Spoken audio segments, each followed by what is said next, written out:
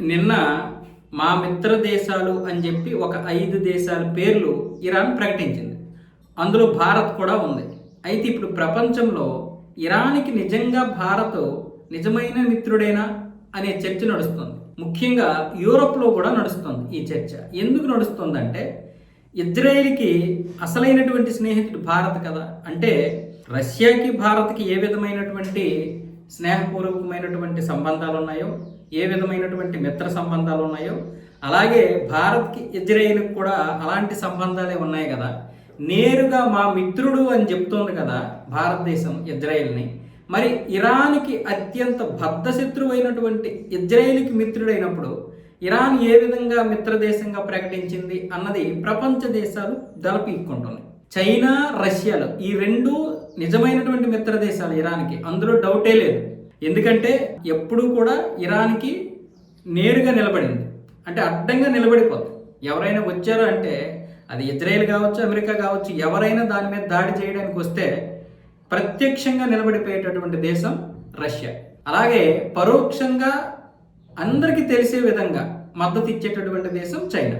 మీకు ఇక్కడ అర్థమవుతుందా? చైనా మద్దతు ఇస్తుంది, కాకపోతే రష్యా అంత డైరెక్ట్గా ఇవ్వదు, కానీ అందరికీ తెలిసేటట్టుగానే ఇస్తుంది. అది డబ్బు కావచ్చు, టెక్నాలజీ కావచ్చు, ఆయుధాలు కావచ్చు, ఎలాంటిదైనా సరే చైనా, రష్యాలు మంచిగా సపోర్ట్ చేస్తాయి. కాబట్టి ఆ రెండు దానికి మిత్ర దేశాలు, అందులో డౌట్ పడాల్సిన అవసరం లేదు. కానీ మరి భారత్ ఎలా మిత్రదేశం అయింది? దాని గురించి మన భారతదేశంలో ఉన్నటువంటి రాయబారి మహమ్మద్ ఫతాలి, ఈయన ఇరాన్కి చెందినటువంటి రాయబారి, ఆయన ఏమంటున్నారంటే న్యూట్రల్గా ఉన్నటువంటి దేశాల్లో మనం మిత్రదేశంగా నమ్మడానికి భారతదేశం హర్వమైనటువంటిది, అంటే అర్హత కలిగినటువంటిది. మనం భారతదేశాన్ని చాలా బాగా నమ్మొచ్చు, ఏ విధంగా దీన్ని అనుమానం పడాల్సిన అవసరం లేదు. మన దగ్గర ఉన్నటువంటి గల్ఫ్ దేశాల్లాగా ఇది ఎక్కడా కూడా అటొక మాట ఇటొక మాట అనేటటువంటి పరిస్థితి ఉండదు. ఇంకా మన దేశాల్లోనే ఆ చెత్త ఉంటుంది తప్ప భారతదేశం మాత్రం నమ్మిందంటే మాత్రం ప్రాణం ఇచ్చేస్తుంది. అలాగని అమెరికాకి, ఇజ్రాయెల్కి శత్రువులుగా కూడా మారదు అని ఫతాలి ఒక నివేదిక ఇచ్చిన తర్వాత అబ్బాస్ అరాగ్జీ అలాగే ఐఆర్జీసీ మిత్ర దేశాల్లో మన దేశాన్ని చేర్చారు. ఇంకొకటి ఏంటంటే ఇక్కడ పాకిస్తాన్ రాయబారం చేస్తుంది కానీ భారతదేశం రాయబారం చేయలేదు అంటున్నారు కాంగ్రెస్ వాళ్ళు. మనం ఎందుకు చేస్తాం? ట్రంప్ లాంటి వాడిని నమ్ముకొని వెళ్తే రేపు పొద్దున్న నట్టేటి మునిగిపోయేది ఎవరు? మనం కాదా?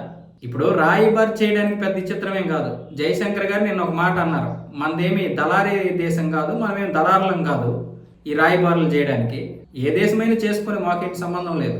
ఈ రేపు పొద్దున్న మనం రాయబారి చేస్తాం. పాకిస్తాన్ చేయగలిగినప్పుడు మనం చేయకపోవడానికి ఏముంది? మనం చేస్తాం. ట్రంప్ వస్తాడు, మాట వింటాడా? సరే, మాట విన్నాడు అనుకుందాం. తర్వాత ట్రంప్ మాట మార్చేస్తాడు. అప్పుడు ఎవరికి మాట పోయేది? మంద పోద్ది, మన పరువు పోద్ది, మన మాట పోద్ది, మన గౌరవం పోద్ది. పాకిస్తాన్ లాంటి దేశాన్ని ఎందుకు ఈరోజు ముందు పెడుతున్నాడంటే అది దాన్ని బలిబసులు చేయడానికి. 15 షరతులతో కూడినటువంటి ఒక నివేదిక పాకిస్తాన్ చేతికిచ్చి ఇరాన్కి చెప్పన్నాడు. ఎందుకు? రేపు పొద్దున్న దాన్ని ఎలాగైనా మనం మార్చుకోవచ్చు. పాకిస్తాన్ కూడా అలా చెప్తే మాకు సంబంధం లేదు, వాడు ఒకవేళ అలాంటి షరతులు ఏమైనా విధించాడేమో, ఒకవేళ అందులో రాశాడేమో, మాకేం తెలుసు అన్న విధంగా అమెరికా మాట మార్చినా మార్చేస్తుంది. ట్రంప్కి అలాంటి అలవాటు బాగా ఉంది. పైగా అక్కడ ట్రంప్ కాదు ఇంకొకడు ఉన్నా మనం అలా చెయ్యం. అందుకే ఈరోజు మహమ్మద్ ఫతాలి భారతదేశాన్ని నమ్మారు. భారతదేశాన్ని ఇరాన్ ఎందుకు నమ్మింది అంటే అటొక మాట ఇటొక మాట మాట్లాడేటటువంటి గుణం భారతదేశానికి లేదు. మనకి మిత్రదేశంగా ఉంటుంది, కానీ ఇజ్రాయెల్కి, అమెరికాకి శత్రు దేశంగా ఉండదు. ఇది స్పష్టమైనటువంటి వైఖరి భారతదేశం నిర్వర్తిస్తుంది. కాబట్టి ఈరోజు నిజమైనటువంటి మిత్ర దేశాల్లో భారత్ను కూడా చేర్చారు.